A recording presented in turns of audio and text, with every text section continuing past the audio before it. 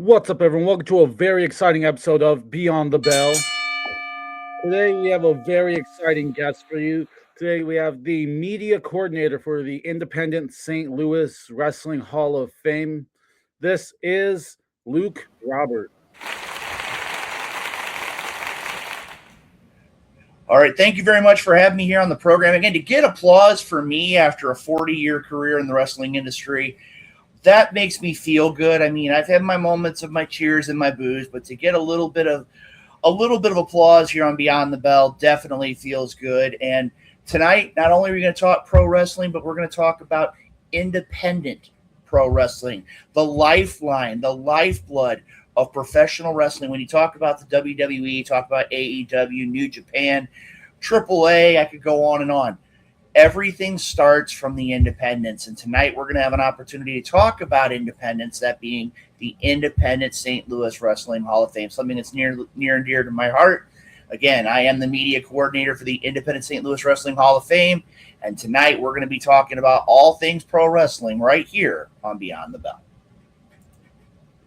And that is awesome. I can't believe, you just did a better intro than me for my own show there, Luke.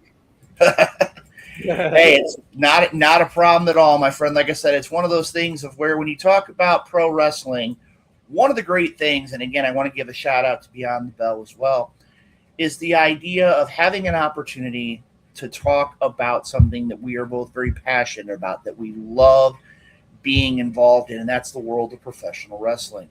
And again, I know there's a lot of viewers here of the program that would echo that same sentiment.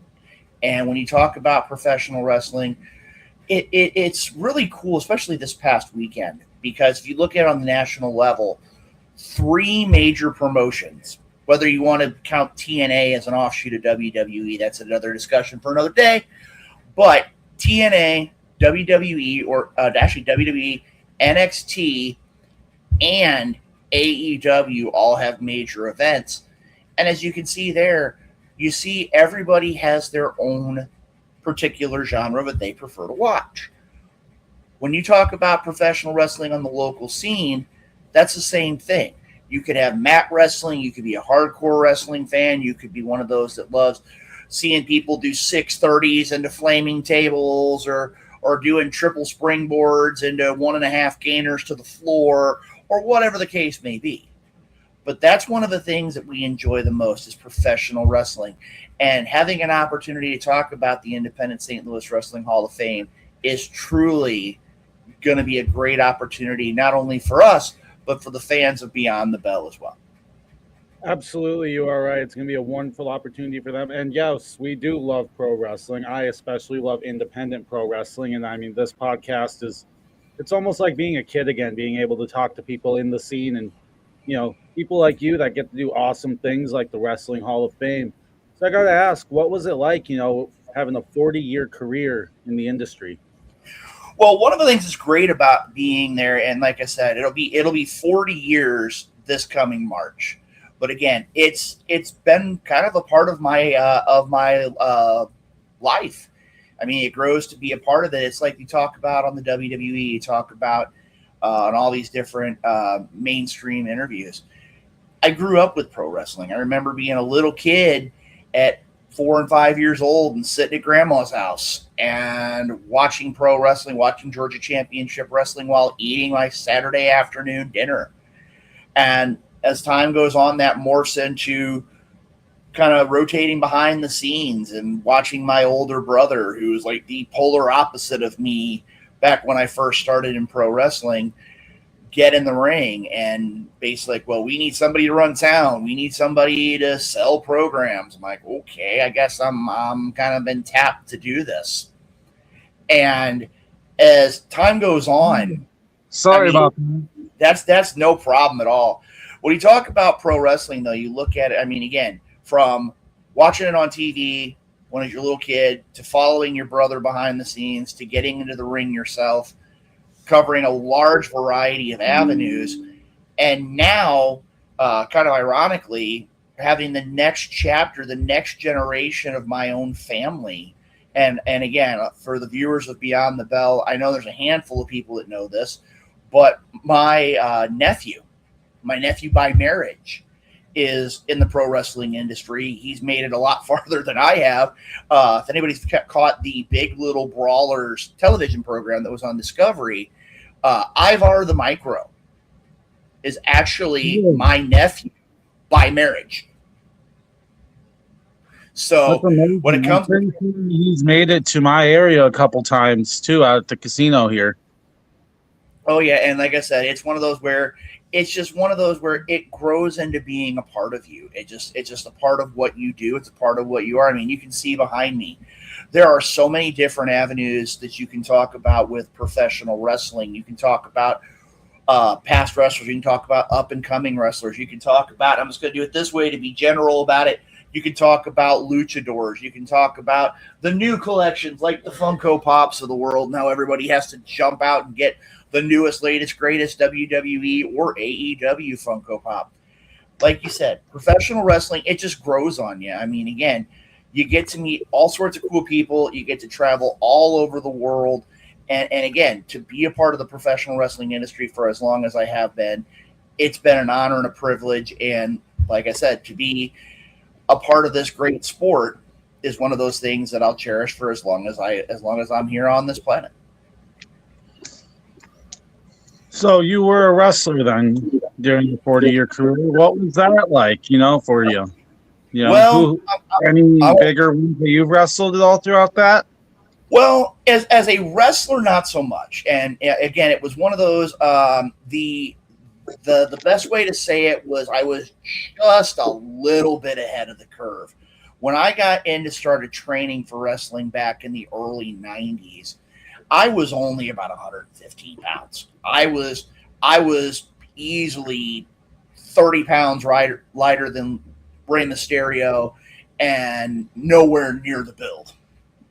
Oh, and when I first got in the ring, my first match, I was in it was a 2-on-1 match. And my opponent was a gentleman by the name of Hyper J. Higbee. And in typical independent wrestling fashion, I had never met the guy till I walked in the locker room.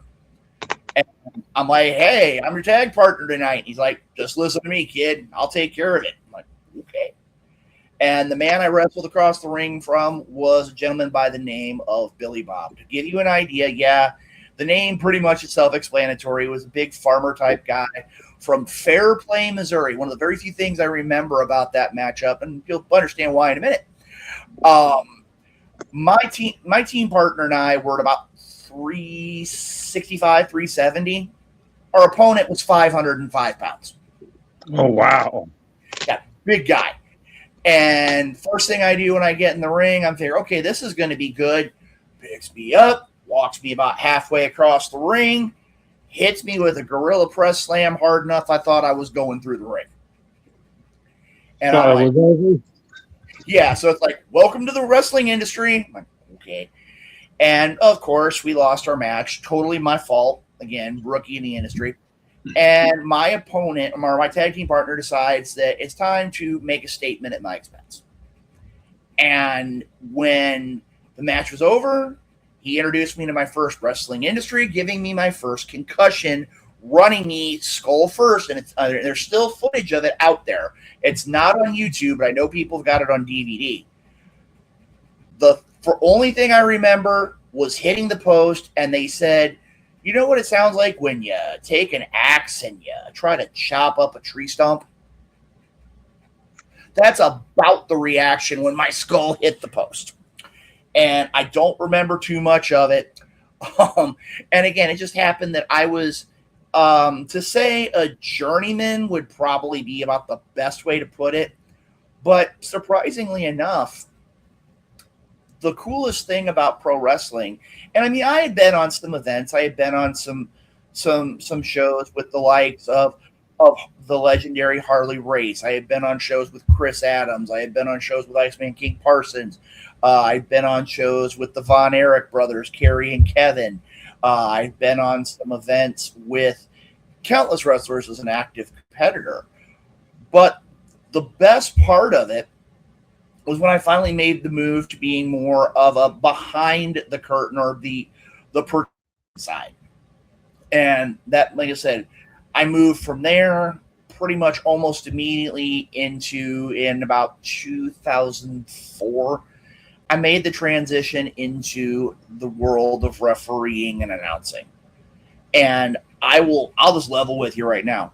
That was probably the opportunity where, if you're going to say Luke Roberts carved a niche in pro wrestling, that's where it was. Because, I mean, the names I've been in the ring with, and as an announcer, as a referee, when I go back and look at it, NWA National Champions, NWA World Champions, Ring of Honor Tag Team Champions, former IWRG Raid to Ring Champions, TNA Champions. I mean, you name it.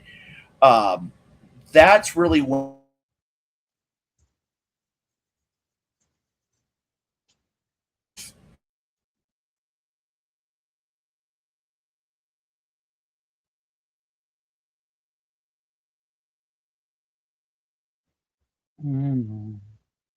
happened the way that they did. Oh, wow. So you've done a lot. And I mean, when I say a lot, I mean a lot. It seems like you've hit every single job the industry has to offer at this point. What would you say is your favorite part to do?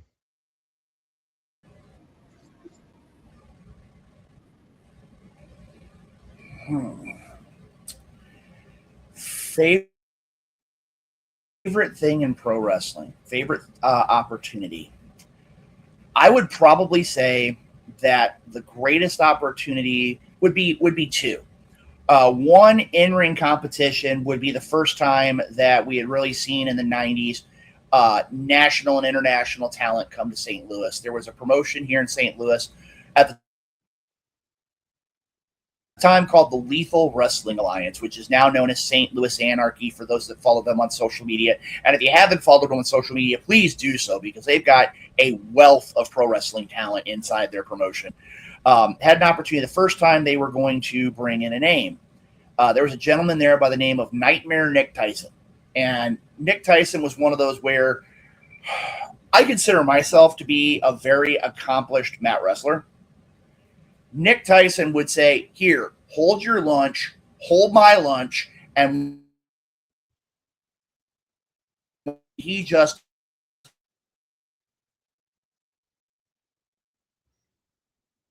and member of a group called the Submission Squad, and one of the key foundational members of that group was Dingo. For those who follow Ring of Honor and countless other promotions, IWA Mid-South, Dingo was a phenomenal influence on his career.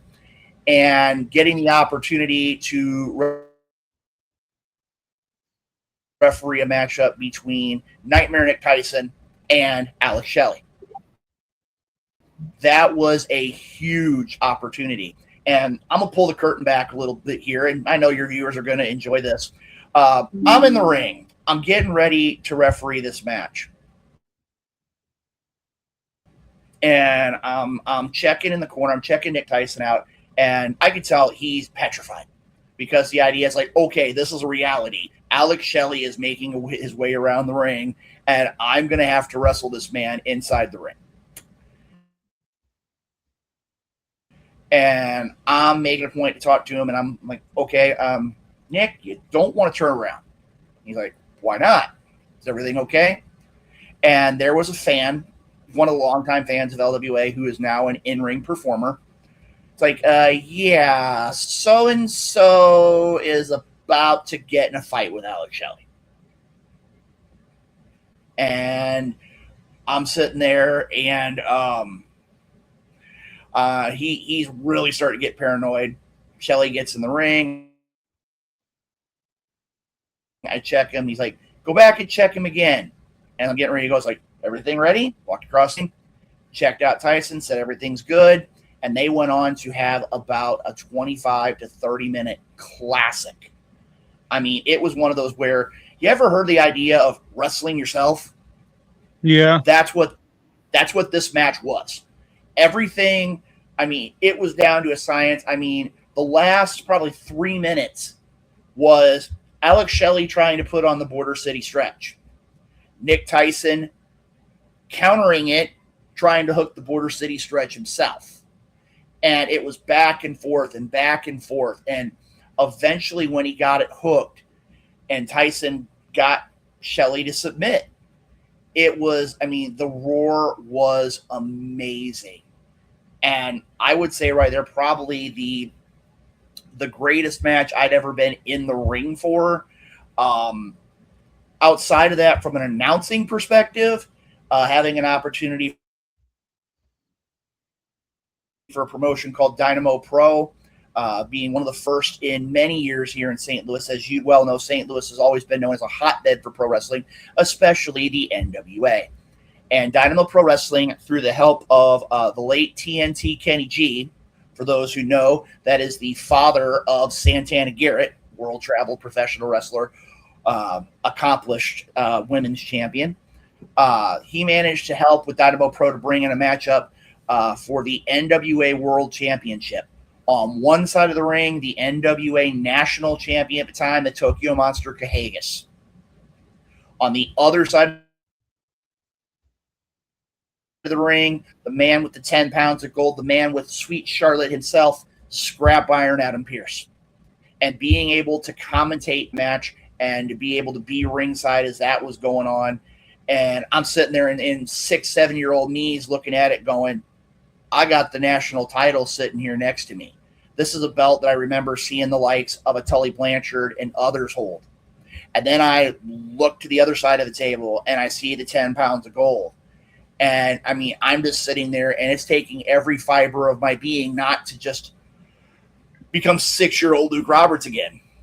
But I would say probably my favorite moment has been watching wrestlers make the journey from the locals to the nationals. I mean, when I was first getting into the wrestling industry, you have the likes of Hillbilly Jim, and as you go on, you have Randy Orton, you have Kane, you have some would call him the GCW4 of Delirious, Daisy Hayes, Matt Sydal, and Mischief. Yeah. And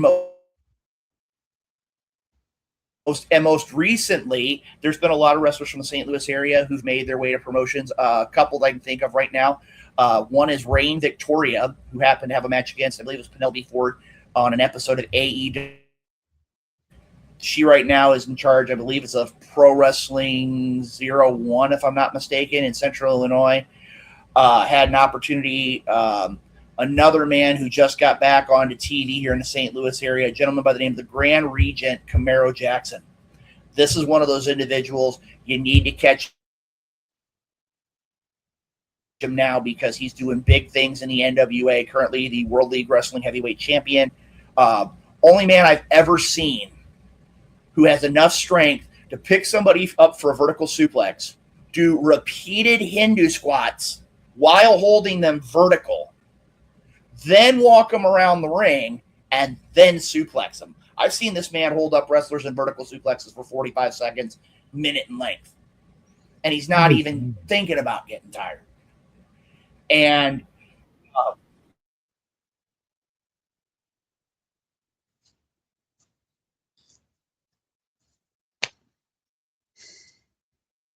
talking about topic in professional wrestling right now, one of the men who Danhausen talked about a ton, that being Warhorse. Had an opportunity to be one of his very first matches here in St. Louis, and to see what he has accomplished in the world of professional wrestling. For all the great things I've been a part of inside the ring, seeing a lot of these younger wrestlers make the jump to promotions on a national and international level, that is just as exciting, because you can say, I remember when, and I remember the input I gave to them as they move forward.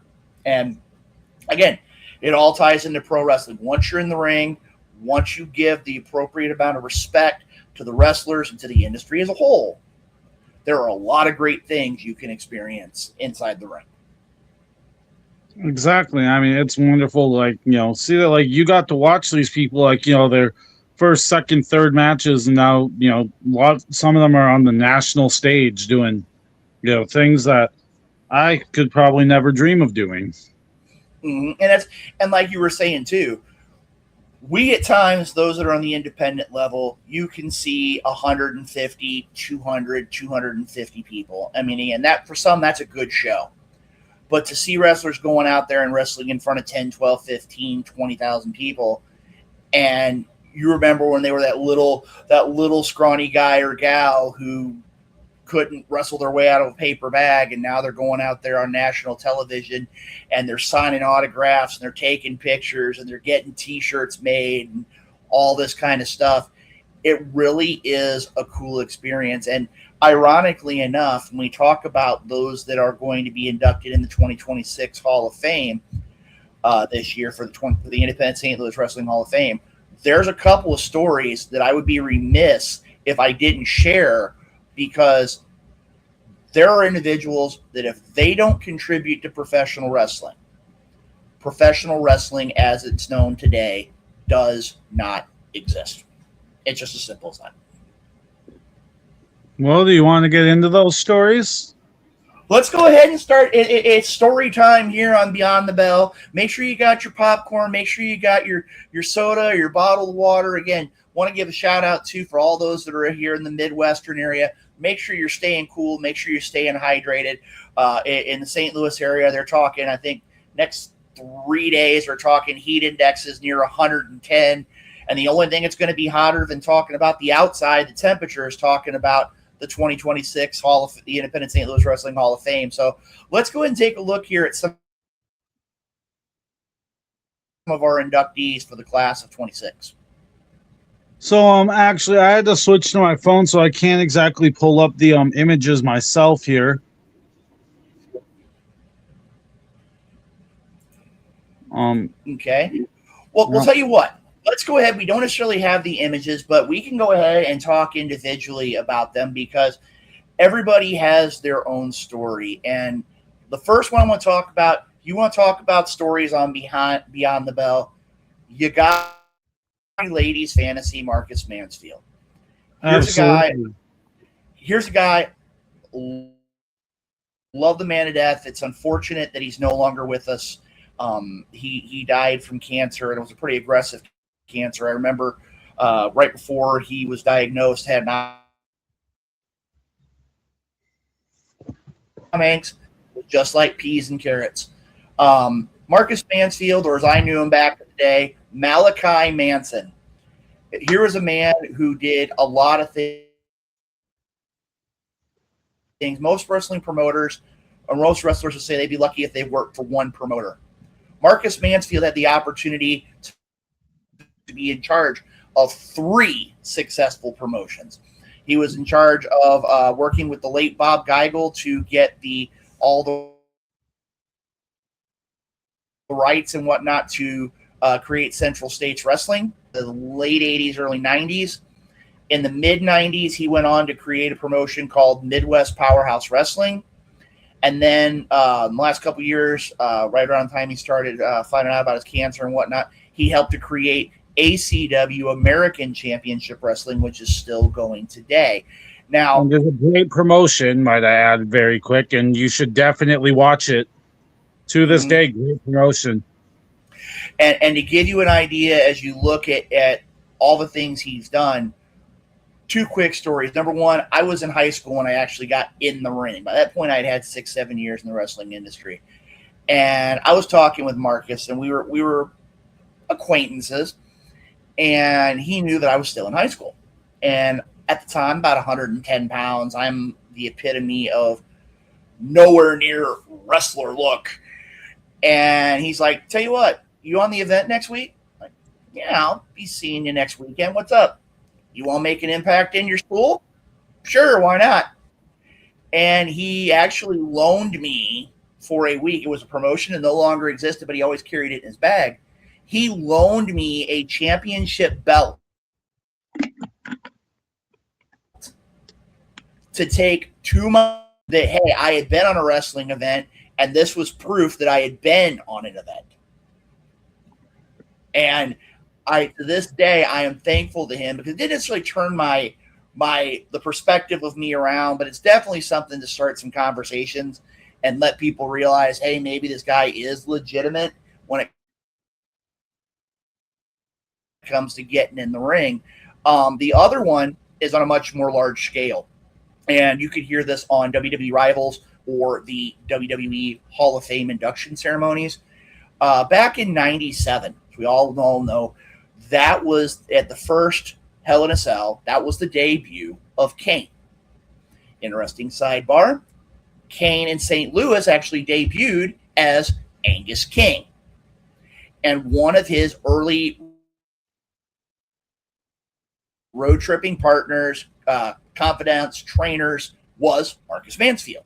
And as you hear in those stories, he was at home with family because he had family up near the Bowling Green, Hannibal area. And his car broke down. And he had come down to St. Louis for Bad Blood. I mean, again, there's your opportunity. You've had a couple really sad gimmicks. Let's see what happens when we give you this opportunity to be the brother of Kane, of The Undertaker. And his car breaks down. Who's the one that comes and gets him and drives him to St. Louis? Marcus Mansfield. That's one of the things. And a lot of people say you only have a true handful of people that you can say are your friends in the wrestling industry. And on that day, Marcus Mansfield helped Mayor Glenn Jacobs now become Kane. And as they say, the rest is history. So to see him in the class of 2026, definitely one of those well-deserving of the honor. Yes, I mean, that's like a lot of the stories I've heard about him from people who have met him have been nothing but great things. I mean, truly a legend among the independent scene and truly a great person he was from everything I can tell. And very true. And when you talk about that too, the next one we're going to talk about is a man who is still with us and has made a huge contribution in a lot of different avenues, is Steve Montana. Steve Montana, 34 years in the wrestling industry. He's wrestled countless individuals. Interesting note here, and again, I know a lot of viewers of Beyond the Bell are going to actually sit there and go, there is no way these three names should go together. But when you look at the legacy of Steve Montana, he can say he's wrestled Kevin Thorne, Gentleman Chris Adams, and Ox Baker. oh, wow. Talk about a complete spectrum, a complete dichotomy of professional wrestling between those three individuals. And he has, as a part of it, and again, oh, well, that couldn't happen. I'm here to tell you, I've seen footage of all three matches. They do exist. And yes, we do. And I've actually seen the Ox Baker one myself. Mm-hmm.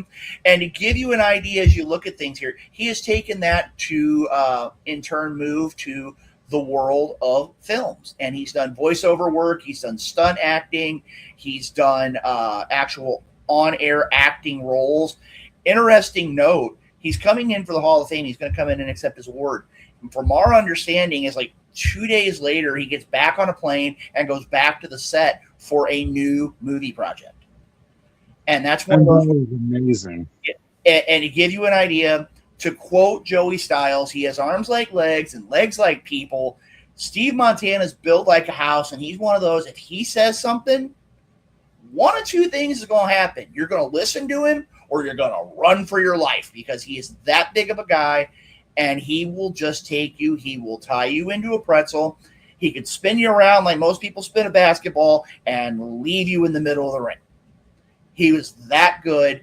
And I'll tell you right now, if you get a chance to take a look at him, you would say right now he could walk right off a film set and in turn be able to probably do a 10, 15-minute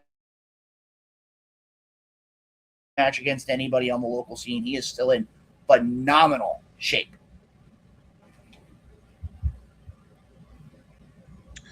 Sorry, connection.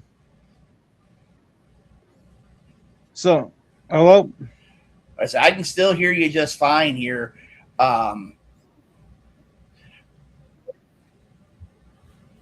You're still here. We're all is good. All is good. And again, we're talking independent St. Louis wrestling Hall of Fame. And it's Now, a very another one to great. look at is the one, the only. Very true, very true. Now, another one we're going to look at is the one, the only Big Bad Ben. A lot of people would say, what in the world does Big Bad Ben bring to the world of professional wrestling? I could see man's GCW debut would be a wonderful thing. Oh, yeah. And again, to give you an idea as you look at it, Matt Sydal, Delirious, Daisy Hayes, Mischief, Dingo, among others.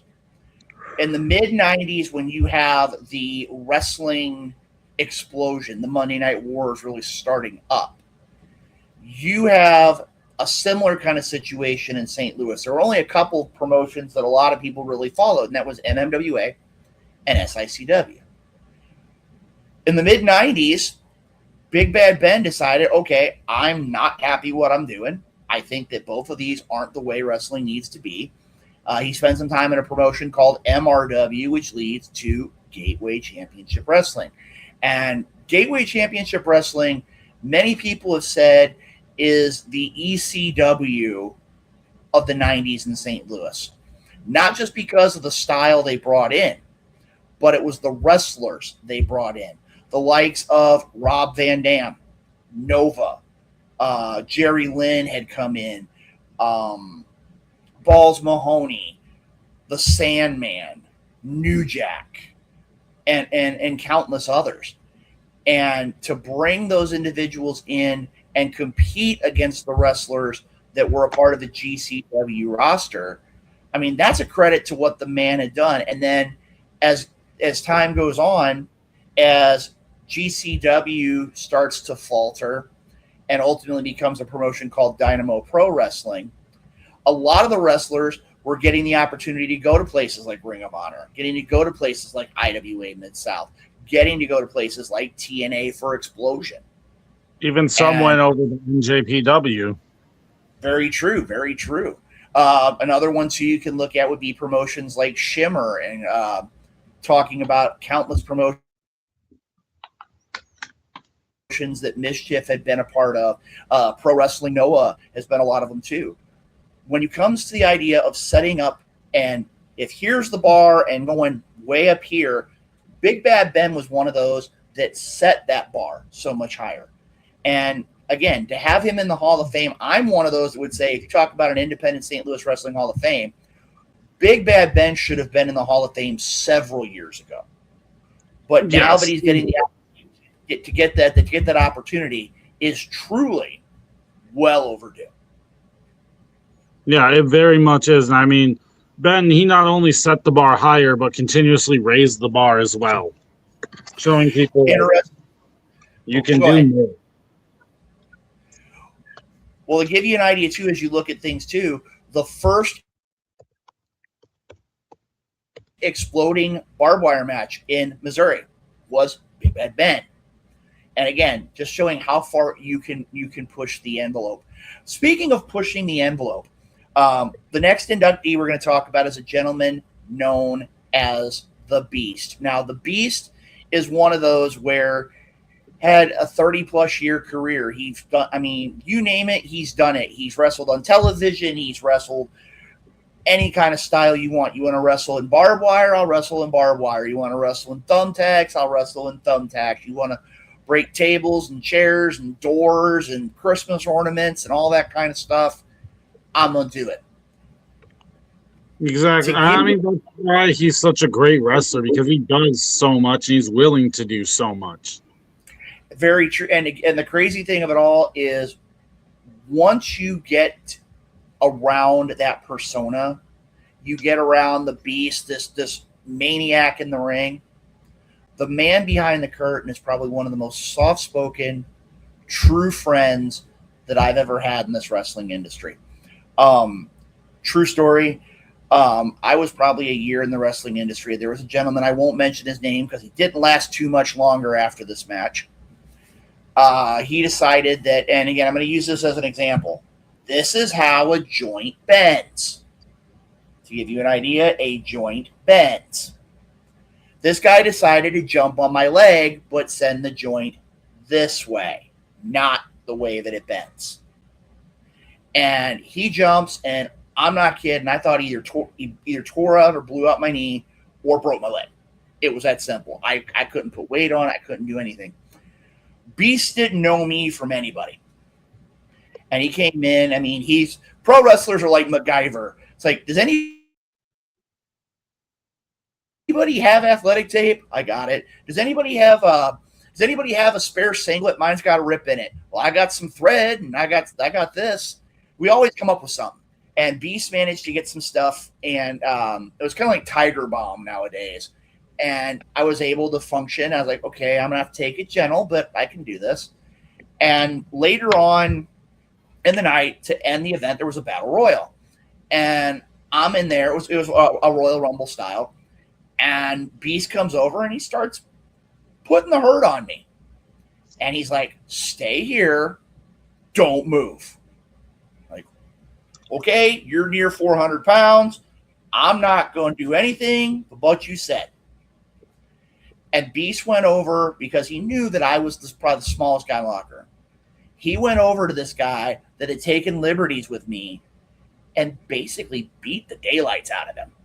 I mean, it was, as they say, a receipt. And I'm sitting there going, ooh. And then all of a sudden, and you know when it's Battle Royal, you want to try to dump somebody over the top rope and whatnot. This guy got airborne. I don't think he touched the ropes. I saw his little feet kicking as he was going over. And I'm sitting there and I'm just watching. And later on, I'm like, I'm thanking him because he had helped me out with my knee. And he's like, dude, you belong in this business. This kid doesn't. And ironically, 6 months later, I'm still there. He's not. Yeah, and, I mean, and to give you an idea, and I'm actually going to make it a point. One of the things we're going to look at too is not only has he done so many different things, but he's also, and again, pulling the curtain back a little bit, he's a huge fan of Tom Jones. On the road trips and all the kinds of things that I've seen with the Beast, he's always up for a good round of karaoke. And very much, it's almost like wrong if he doesn't sing. It's not unusual. And you see this 400-pound crazed professional wrestler sing Tom Jones at karaoke. You can't help but go, something's not right here. But again, when it comes down to Beast is one of those where he deserves all the accolades he's going to get. And for him to be a part of the Hall of Fame class of 2026, he's definitely one that is very overdue, in my opinion, as well. Just like our last general inductee, Black Glove Butch Fletcher, a man who spent countless years. He was a referee. He was a manager. He was a promoter. He was an announcer. I mean, again, another utility guy. As my broadcast friend, Dr. Drew Abbenhouse from SICW say, he's one of those Swiss Army knives. You need something done, Butch Fletcher could do it. And in Butch's case, interesting note, we talked earlier with Marcus Mansfield and Kane. Butch Fletcher is one of the first documented managers of Kane when he was Angus King, and there is actual footage. I do believe we were talking about it, and we sent it before we were in pre-production. You sent me the Angus and Dump Truck tag team match, I believe. Mm-hmm. And that's one of those, when you look at it, I mean, to give you an idea, in their prime, and I'm not saying Kane's not. Kane could walk in and do whatever Kane needs to do. But Dump Truck Dave Perry was one of those, and he's a current member of the Hall of Fame as well. Dump Truck Dave Perry was a little bit out there. And I'll say it nicely because I have all the respect in the world for Dave Perry. Dave Perry's been known to go roaming the crowd. I remember one match where Dave Perry managed to, he was going to make a statement at a wrestler's expense. He's beating on this guy, beating on him, putting the hurt on him, and then pulls out an uncooked piece of liver from his trunks and starts hitting him with it. What? Yeah. Dave Perry was one of those where he was, if you're talking innovative hardcore style or just downright sick at times, that was Dump Truck Dave Perry. And again, to give you an idea, Dave has had a lot of health issues in the last few years, and I saw him get inducted. And I mean, again, he had to. I believe he had not really like an elevated chair, but something where he could actually stand up. And when he was getting his award, I mean, his body may not have been in good shape, but his mouth was just as quick as it was. And to see him in there, and again, with him being in the ring with a very young Kane, I believe they're going against, I think it was the Shadow Warriors, if I'm not mistaken, either the Shadow Warriors or the Street Warriors. I'd have to go back and actually look at the footage. But, I mean, again, back then, Butch Fletcher was one of those where he would tell you exactly what to do.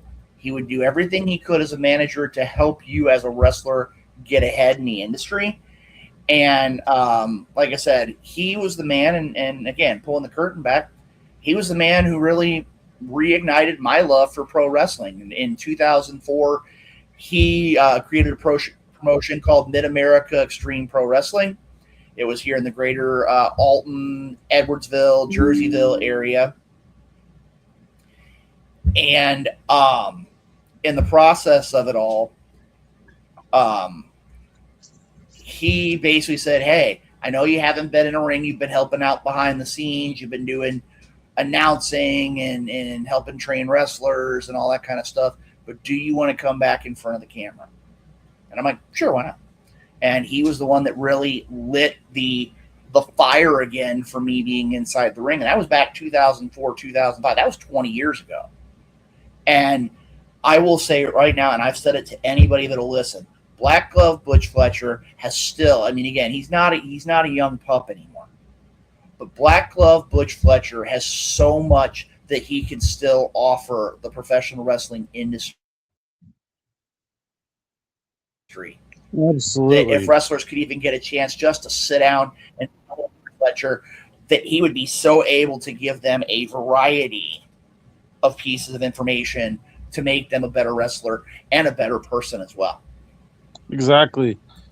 And I mean, like, that's like a lot of what I hear about a lot of people that, like, when you hear stories like that, and I mean, I'm saying exactly agreeing with you just because a lot of what you've told me, like, so far, even just the bit I've heard is proven, you know, like, he's definitely the one that can help people get farther and can help people learn what they need to learn at those beginning, starting stages, and even at, like, a mid stage, it seems.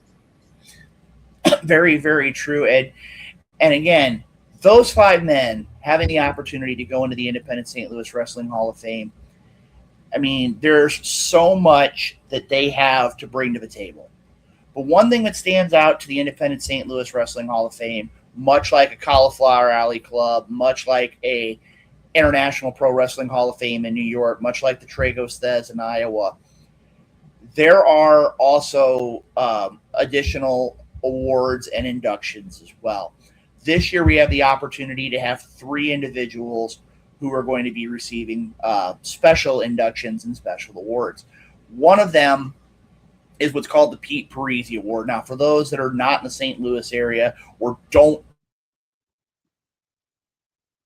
follow pro wrestling much out about the last decade, Pete Parisi was the one that really carried the banner for production in St. Louis once the Wrestling at the Chase era kind of got absorbed by that promotion up north.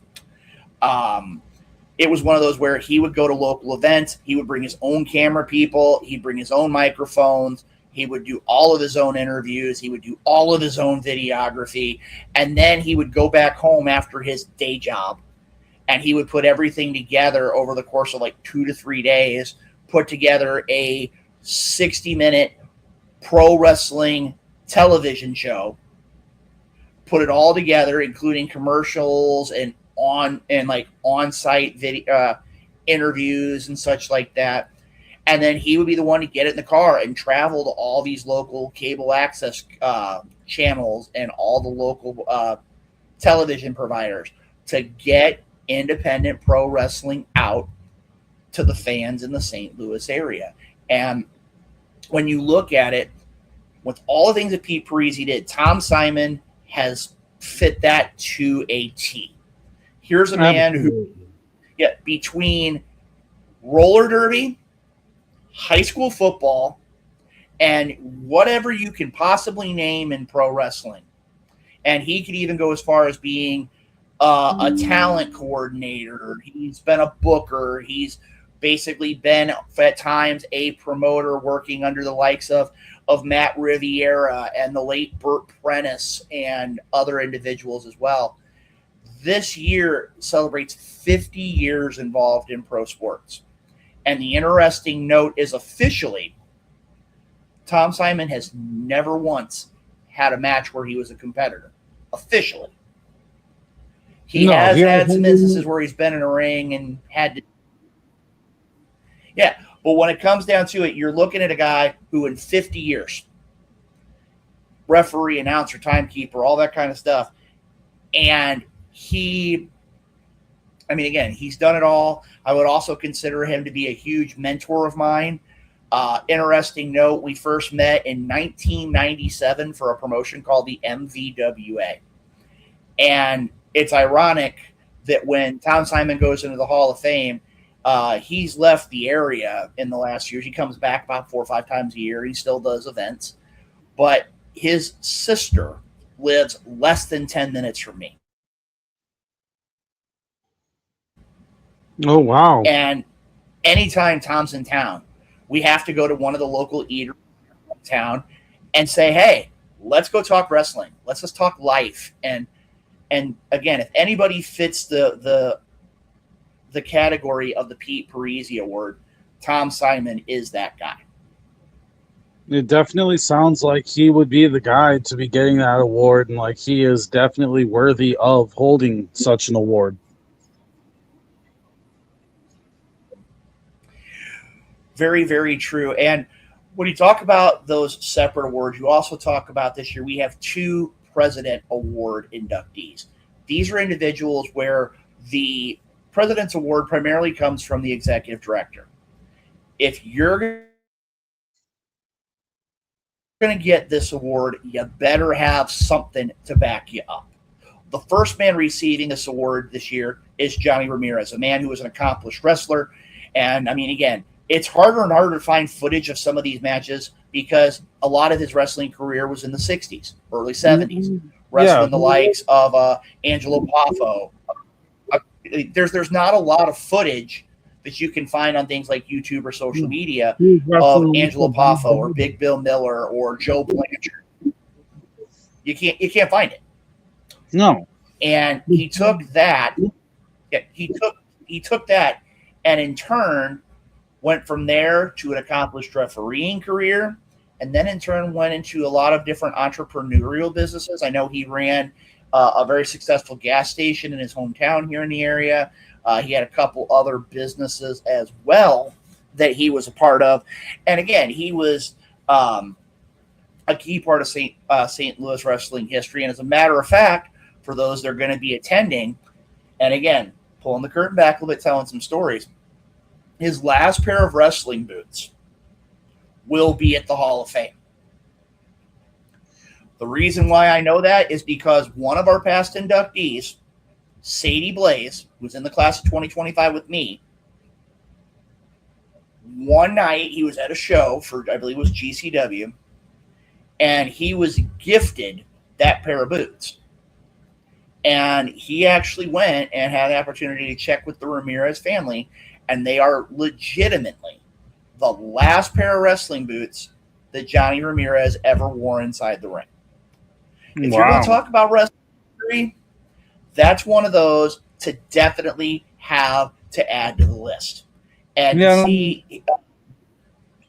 in general, if you look at wrestling history or even just independent wrestling history, you cannot skip Johnny Ramirez. That's a career in the 50s, 60s, 70s.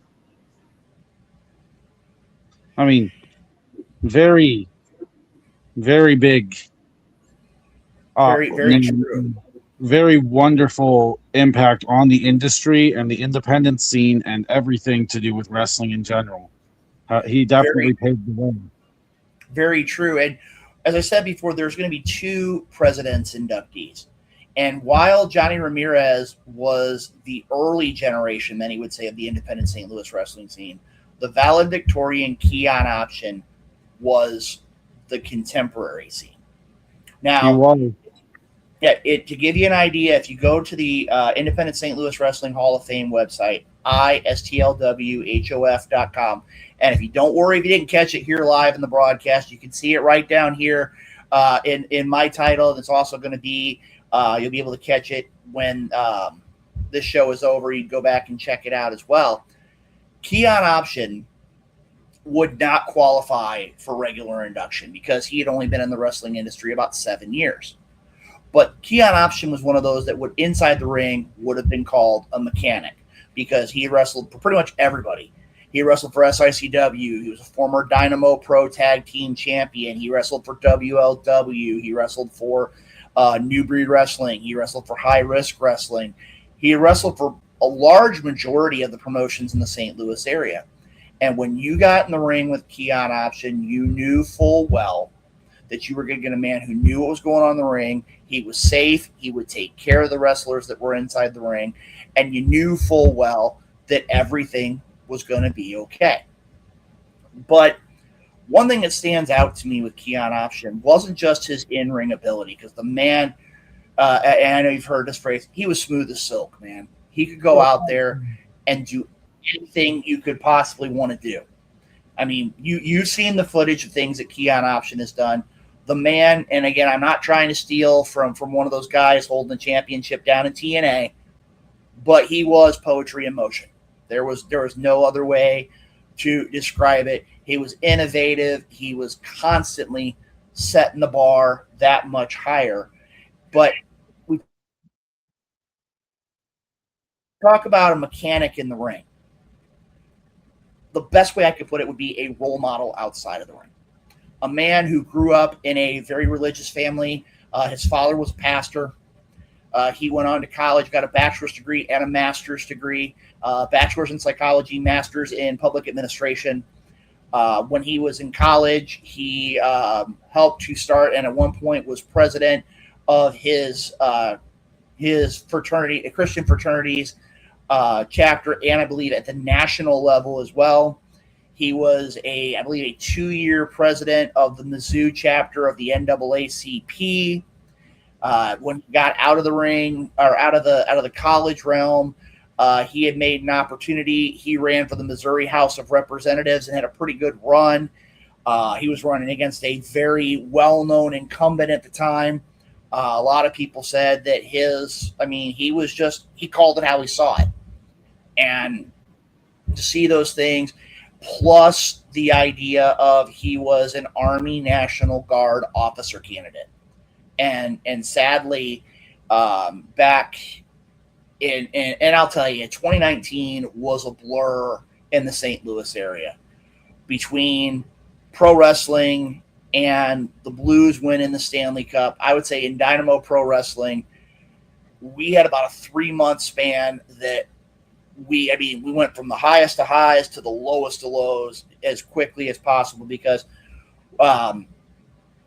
Keon had gone to training for the Army National Guard, and he wasn't feeling well. And they said, "Well, tell you what, take next month off, take the next 2 months off, and we'll see how you are then." Because it wasn't that he was doing anything wrong. Man didn't drink, didn't smoke.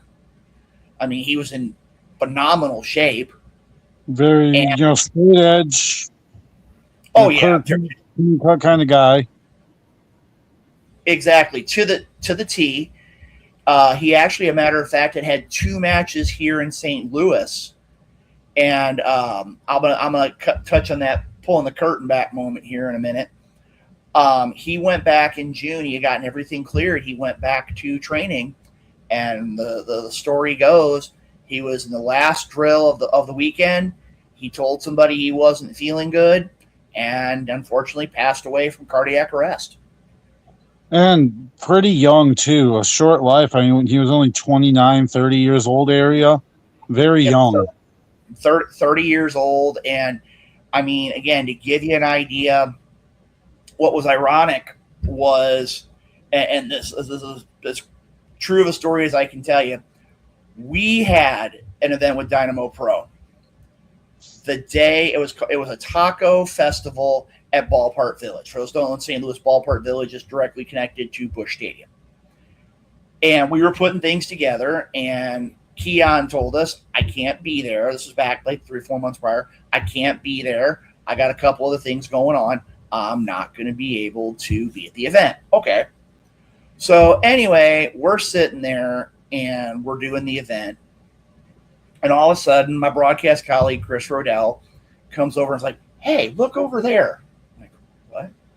And I look, and even though he had a prior commitment, there's Keon Option in the crowd watching the pro wrestling event because he and his wife were at the Blues Stanley Cup parade.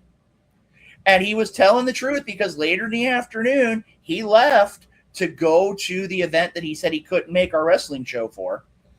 And, I mean, again, that was just, I mean, Keon Option was a man's man. I can't put any simpler than that. When Keon Option goes into the Hall of Fame this year, the 2 men who are going to induct him had a lot of connection to them. One is me. And to give you an idea, I've told everybody, I don't know how I'm going to get through the speech because he was that good of a guy, and it's going to be hard to process the idea that he's gone. But the other man who's going to help me induct him is a man who, inside the ring, I have had a ton of issues with, a man by the name of Victor Von Stein. Again, if anybody with the name Von Stein at the end, you figure he's probably a pretty tough dude. He's pushing 400 pounds. I want to say he's about 6'3", 6'4". Last time the 2 of us were in the ring together, for the last 2 times, I was a referee, and he flattened me in the corner. Also, him and his partner, Xavier Shadow, stole my wrestling shoes.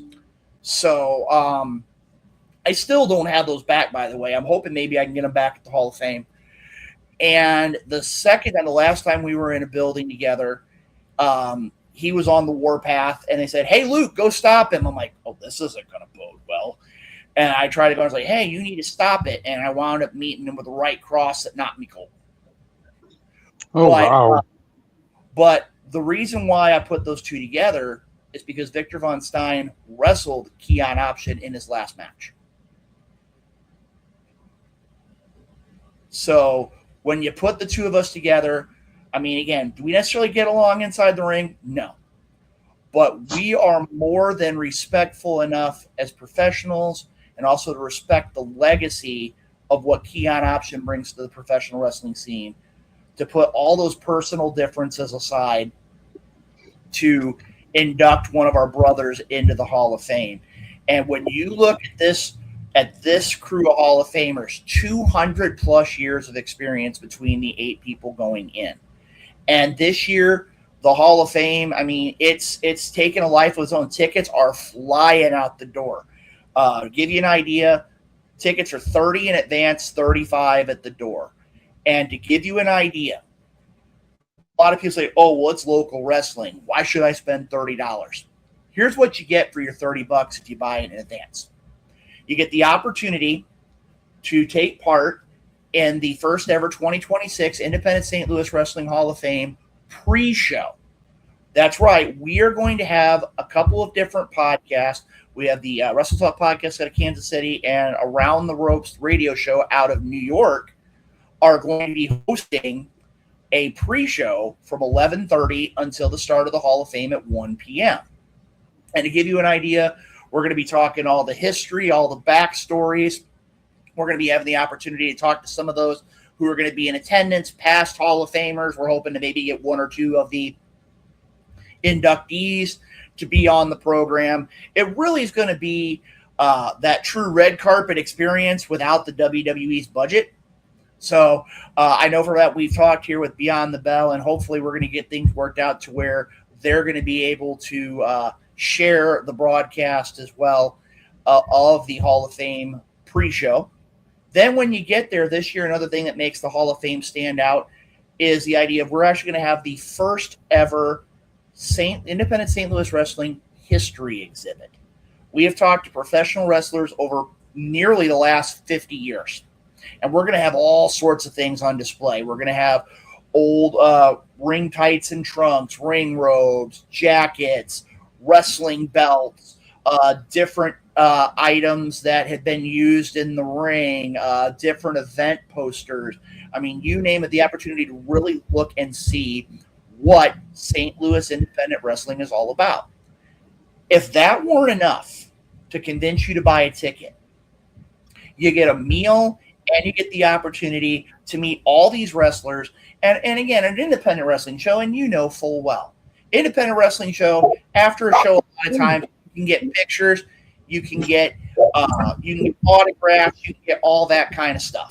That's kind of the part for the course in independent wrestling. When you look at things from the perspective of the Independent St. Louis Wrestling Hall of Fame, you get the opportunity to have an opportunity to eat a meal, and it's a good catered meal with all of those in attendance. And the crazy thing is, in St. Louis, last year there were 13 promotions in existence as of the day of the event. 9 promotions were represented that day. Oh, wow. And it's one of those where you want to see from somebody, here, come on out. You'll be able to get the opportunity to meet so-and-so and get pictures. And the cool thing is, you don't got to have wrestlers worried about putting their tape on or putting the wrestling gear on or lacing up your boots or worried about getting hurt in the ring. It gives you the opportunity to actually see these people when they don't have to be on, so to speak. They get the opportunity to be real and be themselves. And one of the cool things that stood out this year is not only all of the great programs, including Beyond the Bell, that has been able to step up and help us out in getting our message out, but we have had individuals from 4 different countries: Canada, Italy, China, and Australia have asked to help us out in things. We've actually got a 5th program and a 5th individual from the UK who has offered to help out with our journey. A lot of the different political organizations have been throwing their support into things. Wrestling promotions in St. Louis are helping either through word of mouth advertising or financial backing or things along those lines. That's one of the things that makes the Independent St. Louis Wrestling Hall of Fame stand out, is the idea of, everybody talks about, oh, everybody's got an ego, everybody's got to be the biggest and the baddest. When it comes to the Independent St. Louis Wrestling Hall of Fame, all that stuff gets checked at the door. Because as it says, on the door, on the top of the marquee, it always says professional wrestling. It's about, as Shane Douglas says, the sport of professional wrestling. And I believe I was just saying, I think the biggest proof of, like, leaving it at the door and it being about the sport is you and Victor Valentine putting your differences aside to induct Keon posthumously. Shows the beauty of the industry and the fact that you guys, like, that problems are checked at the door. Leave your baggage there and come in and have a good time. Yeah, and that's one of the things, too, that's going to be unique, is the idea that when you look at the inductors this year, I mean, even if you look at the inductors, you've got people who are either inductees past or should be down the road. I mean, when we talk about Big Bad Ben, you've got the human wrecking ball Pete Madden, a man who basically has done everything that you could ever imagine in the world of Midwestern pro wrestling. Tom Simons being inducted by longtime promoter and announcer Steve Murphy, a man who ran his own promotion, worked for WLW, worked for USA Championship Wrestling, among other promotions.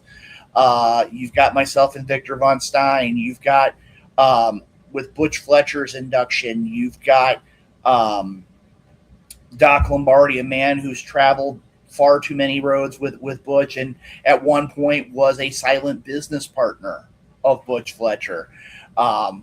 Marcus Mansfield is no longer with us, but his wife is going to be there to induct her late husband into the Hall of Fame. Keon Option, if I'm not mistaken, his late wife and his mother will be in attendance for the Hall of Fame ceremony. I mean, again, this shows the complete fraternity, that complete brotherhood of professional wrestling with the Independent St. Louis Wrestling Hall of Fame. And again, it's crazy to think about It's only 18 days away. If you haven't bought your ticket, you need to be getting on the wonderful world of the computer, or as I got right here, your cellular device. You can go to the Independent St. Louis Wrestling Hall of Fame webpage, istlwhof.com. Right there on the front page, you have your access to purchase your tickets, and you can also go back and look at all of the past inductees, and you can see their accomplishments in the ring. And actually, at the conclusion of the 2026 Hall of Fame ceremony, the website is actually going to go another overhaul, in the idea of where we've had countless different individuals like Sadie Blaze, like Jeremy Lightfoot, like Herb Simmons, like the Lumberjacks, who are all going to come together, and we're actually going to put background. We've got, I think it's 50 out of the 54 that are already in. I think we've got 49 or 50 bios from people who knew the inductees, in addition to all their accomplishments. So when you sit down and you look at this website, you're going to see why these people belong in the Hall of Fame. Why do these people deserve the opportunity of being recognized for all that they've done? A lot of professional wrestling promotions and a lot of professional wrestling Hall of Fames often are like, well, I know so-and-so, and I get into the Hall of Fame.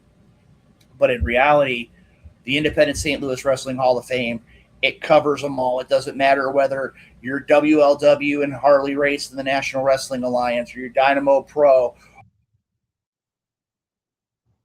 or your CHWA, or your IEW, or your St. Louis Anarchy. Everybody gets that chance to, when their time is done and they can officially say that their in-ring career is over, to be able to get the acknowledgement of being called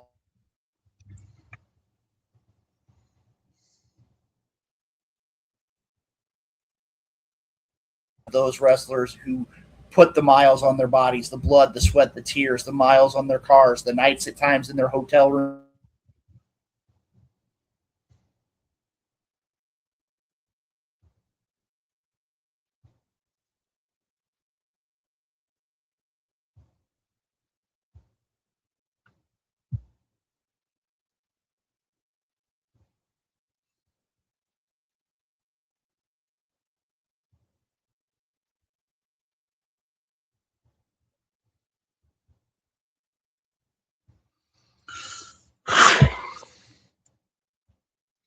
Well, Ta-da! Technology is a great thing. there we go. Hmm. We're all good now. Disappearing. But as I was saying, it's an honor and a privilege to be a part of the Hall of Fame. It's an honor and a privilege to be a part of Beyond the Bell here tonight. And again, if you're in the St. Louis area on Sunday, July 19th, you need to make it a point to be at the Independent St. Louis Wrestling Hall of Fame. Time to be had by have an opportunity to meet the past, present, and future of pro wrestling here in the St. Louis scene. As they say, as Ric Flair once said, St. Louis is the mecca of pro wrestling. To accomplish something in St. Louis means you've done something. And on Sunday, July 9th, as the history and the legacy of the independent scene here in St. Louis.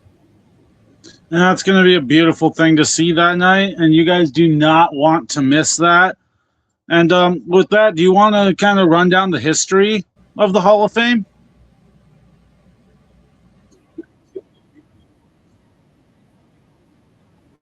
Hello?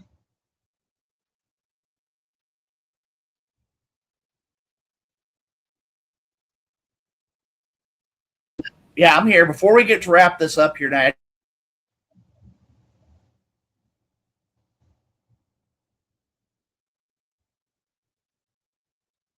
Well, guys, he's gone. We will wait for Luke to come back. I don't think he heard the question. Looks like his connection was cutting. All right. Did you hear that last question? no, I didn't. It was one of those where technology cooperates when it wants to. If you can go ahead and repeat the question, it'd be very much appreciated. I was just wondering if you wanted to, if you could quick, kind of run down the history of the Hall of Fame here. Give us a quick rundown on that. Something, you and I think a lot alike. When you want to talk about the history of, when you talk about the history of the Independent St. Louis Wrestling Hall of Fame, it was originated in 2018 as the project of Nick Ridenauer, who's an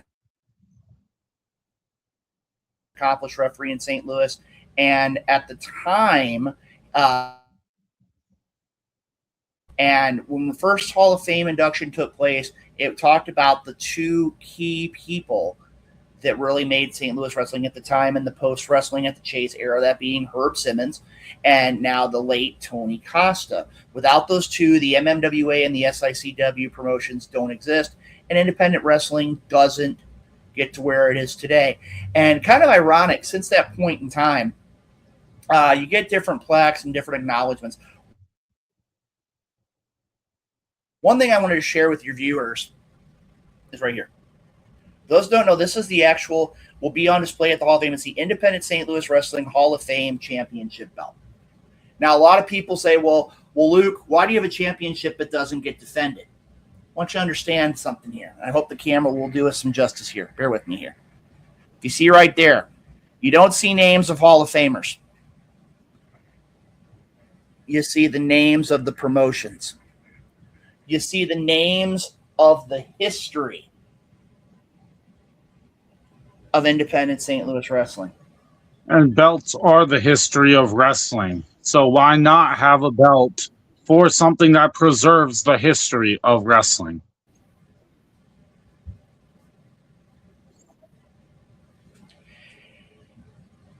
And that's very true. I mean, again, the opportunity, and actually we're looking at the idea of, because there's been several promotions that have really come into existence in the last couple of years, we're even looking at the opportunity of having to expand to go back more to the old school championship belts, which you would have some of the 7-plate belts that you've seen back like in the old WWF. And actually, we've even looked at the idea of, much like you would see at the Tragos Thez Hall of Fame to honor history, there were a couple of old school belts back from the 20s and the 30s that weren't even one of them was actually a 9-plate championship belt.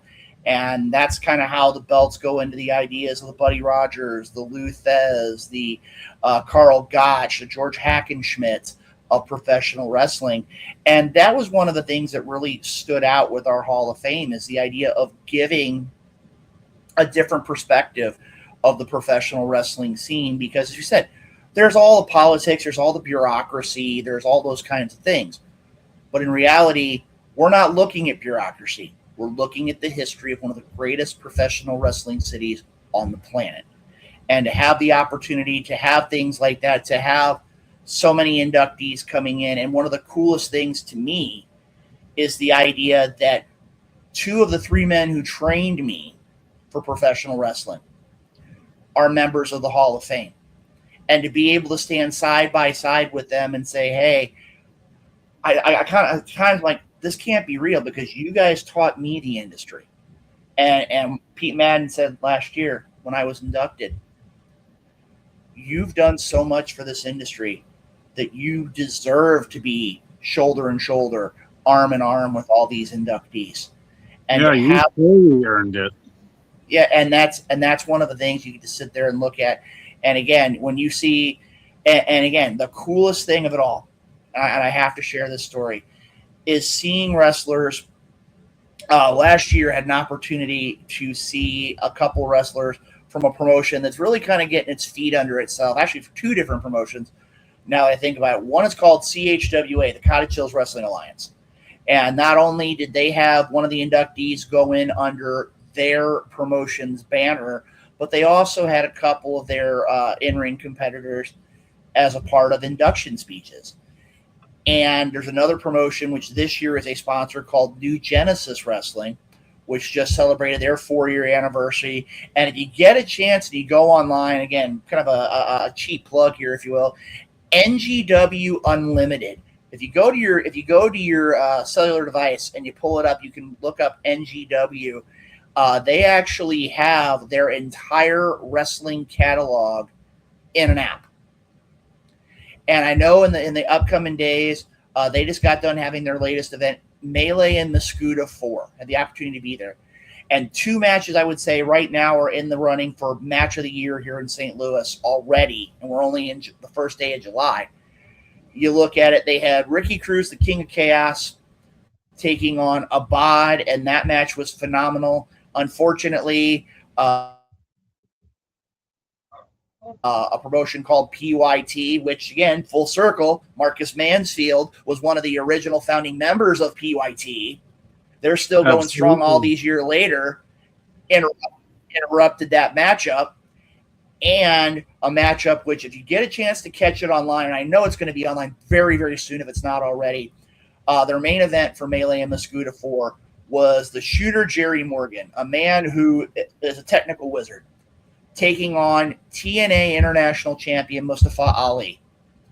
And these 2 men left it all on the table, nearly 30 minutes, and both men got a standing ovation into the match. Phenomenal. And the coolest thing of it all, and again, pull the curtain a little bit. After the event, I stuck around because I was talking. We had an opportunity to talk about the Hall of Fame and talk about all the inductees. And near the end, Mustafa Ali comes walking out of the locker room. He's getting ready to go. And they're introducing people. And it just happened that the promoter introduced me. It's like, hey, it's Luke Roberts from the Independent St. Louis Wrestling Hall of Fame. And I shook his hand, and I had probably done my research. My brain isn't the best at times. And it's like, nice to see you again. It's like, where did I see you before? And I'm like, remember back in the early 2000s when you worked for IWA Mid-South in Litchfield? And we were talking a little bit. It's like, remember the event that you were on where the first match went through the wall and we couldn't really go back to Litchfield because of that match? It's like, you were there? And I'm like, I was the referee. And he was like, holy cow. And we sat back, we talked for probably 15 minutes and looked at the footage and just remembering how much the wrestling world, you may not even realize what's there, but you come back and you see how 20 years ago when you were an independent struggling to make your way through the professional wrestling world, and now you've been in the WWE, you've been in TNA wrestling, you've been in all these big name promotions, and the guy was just as genuine as he was when I met him 20 years ago. And again, that's one of the things when you look at the Hall of Fame, you're going to get to see so many great wrestlers, past, present, and future, come together under the banner of professional wrestling. And again, as a reminder, make it a point to stay in contact with Beyond the Bell. They're in the process right now. We're trying to get things worked out for the Hall of Fame ceremony. When we get the pre-show and the Hall of Fame ceremony going, make it a point. You can check it out on our Facebook account, or you can check it out through the kind of the satellite world of professional wrestling through Beyond the Bell. Hopefully we can get that worked out to where all the viewership of Beyond the Bell can be able to watch the ceremony as well. So even if you're not in the St. Louis area, you can see a great experience and see 8 great individuals going to the Hall of Fame. And maybe it's one of those where St. Louis, as much of a destination of pro wrestling as it is, maybe that gives you the insight to come in next year for the 2027 Hall of Fame and be in the St. Louis area. Next year, I'm hoping to be there at the Hall of Fame ceremony, get a camera set up, do my thing. And you know what? Beyond the Bell would be, I think that would be very fitting for talking about wrestlers and the opportunity of getting their flowers and the opportunity of seeing what happens when the cameras are off, when the rings aren't necessarily set up, and having that opportunity. It's going to be a golden opportunity for all the wrestling fans. Make it a point. And again, if you can't come out for the ceremony, check us out, istlwhof.com. You can get all sorts of great information about the Hall of Fame. You can also check us out on social media. Again, I want to say thank you for having us on the program. And again, make sure to stay tuned to Beyond the Bell. They bring the best in independent professional wrestling each and every episode. And right now, again, you're going to see bigger and better things from Beyond the Bell right here on all your great social media outlets, all your great podcasting outlets. Beyond the Bell sets the tone. And again, Independent St. Louis Wrestling Hall of Fame is proof of that. Absolutely. And don't forget the Independent St. Louis Wrestling Hall of Fame. If you like the way we pull the curtain back here and give you the person behind the wrestler, that's the spot to really get the person behind the wrestler as they accept their awards. I thank you, Luke, for coming on to talk about the event and everything going on. And I especially love the insight into your own career as well. I appreciate having you on. I hope we can do this again sometime. Most definitely. Like I said, make it a point to check out Beyond the Bell and the Independent St. Louis Wrestling Hall of Fame. Two great voices in the world of professional wrestling. Thank you for having us, and we'll be back here real soon. We definitely will. Thank you, everyone, for watching.